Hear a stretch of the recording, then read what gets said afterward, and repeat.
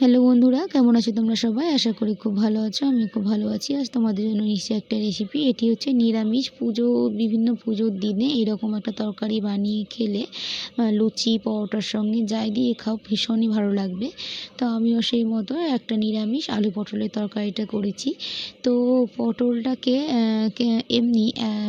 পটলটাকে ভেজে ভালো মতো লাল লাল করে ভেজে তুলে রেখেছি। পটল ভাজা হয়ে গেলে সেই তেলে আর কিছুটা তেল দেওয়ার পরে আলুটাকেও একটু লালচেভাবে ভেজে তুলে রাখতে হবে। তো তোমরা দেখতেই পাচ্ছ আমি আলাদা আলাদা করে ভেজে তুলে রেখেছি, সেই মতোই তোমরাও করবে। এবং পরে কড়াইয়ে তেল দিয়ে সেই তেলের মধ্যে 5 ফোড়ন ও তেজপাতা দিয়েছি ফোড়নে। তারপরে দিয়েছি আদা, জিরে, লঙ্কা বাটা, হলুদ, লবণ ও লঙ্কা গুঁড়ো, সাথে দিয়েছিলাম টমেটো পেস্ট।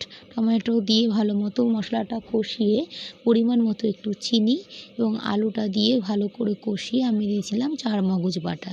তারপরে ওইটা দিয়ে ভালো মতো কষিয়ে পটলটা দিয়ে একটু হালকা নেড়ে চেড়ে গরম জল দিয়ে দিয়েছিলাম।